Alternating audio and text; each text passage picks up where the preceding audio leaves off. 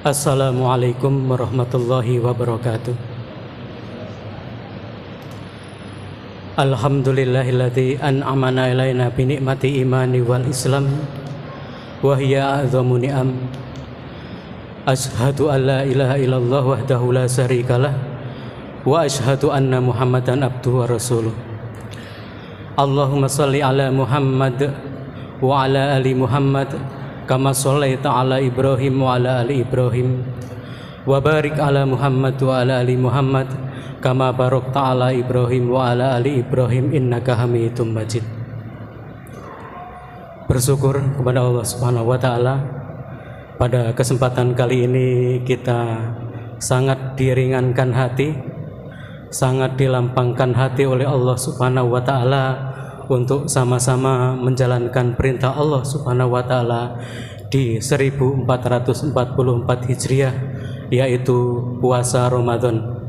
Dan insya Allah akan dilanjutkan nanti dengan Qiyamul Ramadan, Qiyamul Lail atau sholat tarawih yang insya Allah biasa kita lakukan, dan semoga sampai akhir Ramadan tetap istiqomah, kita tetap bisa melaksanakan puasa Ramadan dan Qiyamul Ramadan, sehingga apa yang disabdakan oleh Rasulullah Sallallahu Alaihi Wasallam bisa kita raih, yaitu diampuni dosa-dosa yang telah lalu.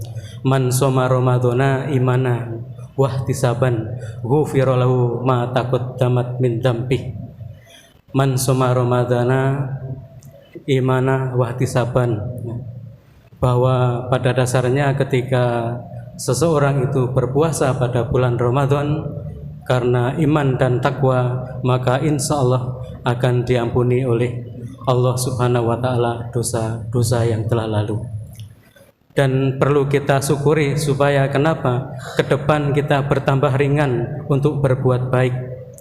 Ke depan ketika kita merasa ringan berbuat baik, insya Allah kesehatan, pikiran positif juga akan menghiasi kita, sehingga semakin hari semakin banyak kita berbuat baik.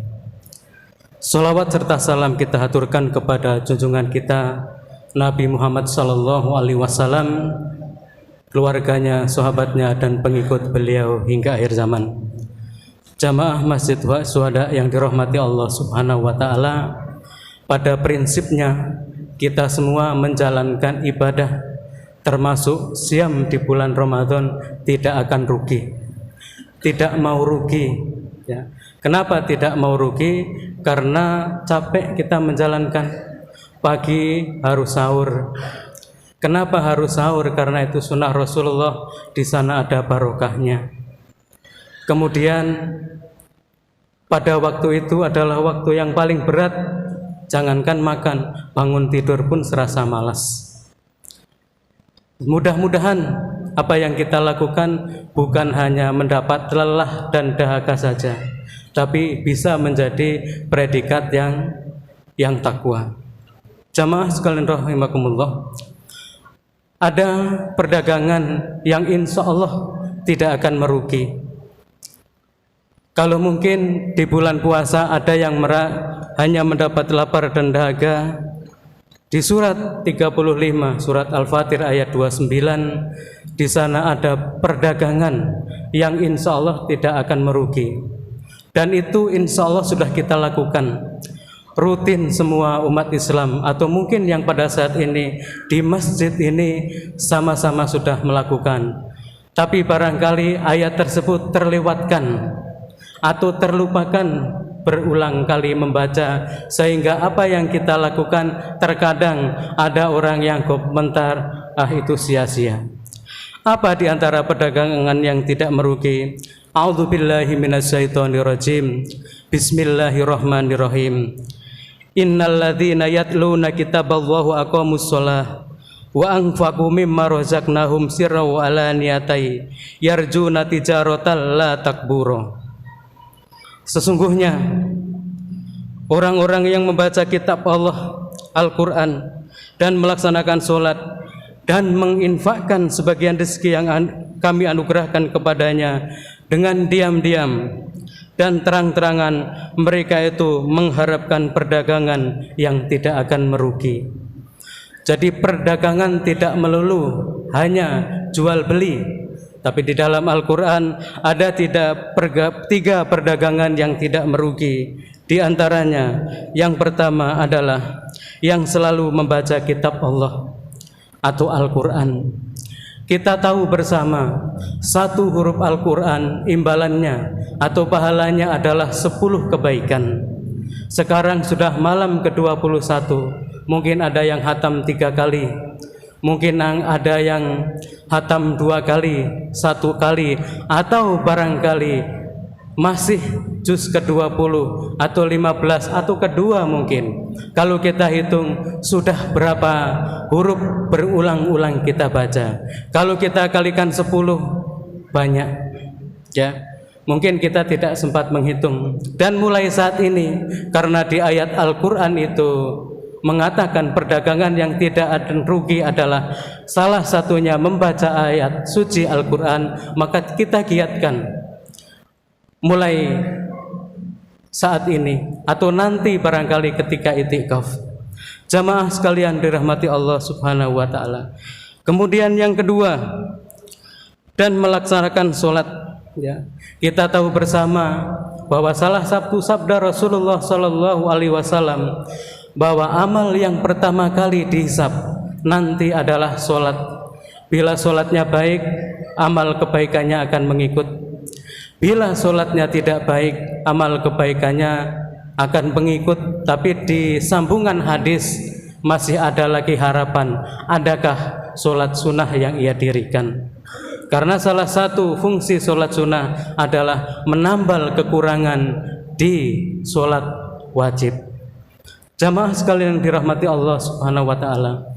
Kemudian terkadang yang menjadi pertanyaan bagi kita ketika mungkin ada orang yang mengatakan, yang penting berbuat baik, sholat nanti.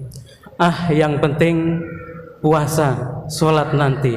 Kalau berdasarkan hadis di atas tadi yang disebutkan bahwa amal pertama kali yang dihisab itu adalah sholat. Misalnya dia melalaikan sholat sampai ajal menjemput, apa kira-kira yang dihisab pertama kali amal perbuatannya? Kalau sholatnya buruk, ya masih bisa mungkin ditambal dengan sholat sunnah. Tapi kalau tidak ada sholat sama sekali, sholat wajib, berarti barangkali kita bisa menjawab di hati kita masing-masing bahwa di antaranya salah satu ibadah yang tidak boleh ditinggalkan, tidak boleh diabaikan dalam kondisi apapun dan dimanapun berada adalah sholat. Jamaah sekalian yang dirahmati Allah Subhanahu wa taala. Kemudian yang ketiga adalah menginfakkan sebagian rezeki. Sabda Rasulullah sallallahu alaihi wasallam di antaranya, idza matabnal insana in qata'a ila min salasinnya sodakotin jariyah. Nah, di antara yang pertama itu adalah sodakoh jariyah. Infak juga barangkali di antaranya bisa masuk sodakoh jariyah. Infak tidak melulu harus ke orang lain, tidak melulu yang harus jauh di seberang sana, tapi di keluarga kita juga ketika kita memberi nafkah anak dan istri, maka setiap suap yang masuk ke mulut mereka itu juga dihitung sedekah. Demikian juga barangkali ketika pas suaminya lagi tidak ada mata pencarian, sementara istrinya yang kerja, maka sama ketika anak atau suami itu memakan dari hasil jeripayahnya juga dihitung sedekah. Jamaah sekalian yang dirahmati Allah Subhanahu wa taala. Kemudian yang ketiga, menjelang pelaksanaan daripada mengisi 10 Ramadan yang terakhir, tadi sudah disebutkan bahwa di Masjid Syuhada ini yang insya Allah beritikaf itu sudah 60 orang. Luar biasa, ya, luar biasa. Dan semoga 60 orang nanti bertambah. Kemudian ketika bertambah, mereka mau mendoakan orang yang di luar sana yang belum itikaf, mudah-mudahan tahun depan itikaf atau malam berikutnya itikaf, ya. Jangan malah dikoreksi keburukannya saja. Oh, dia tidak mau iktikaf. Kemudian yang belum sempat iktikaf juga saling mendoakan. Mudahan teman-teman yang iktikaf juga dilapangkan hatinya untuk tetap di masjid sampai 10 malam Ramadan yang terakhir selesai. Kenapa? Karena mungkin orang di luar sana belum bisa iktikaf beberapa hal. Di antaranya mungkin ada yang berat hati. Kenapa berat? Karena keluarganya belum ngumpul. Ada yang masih di seberang sana menuntut ilmu belum datang.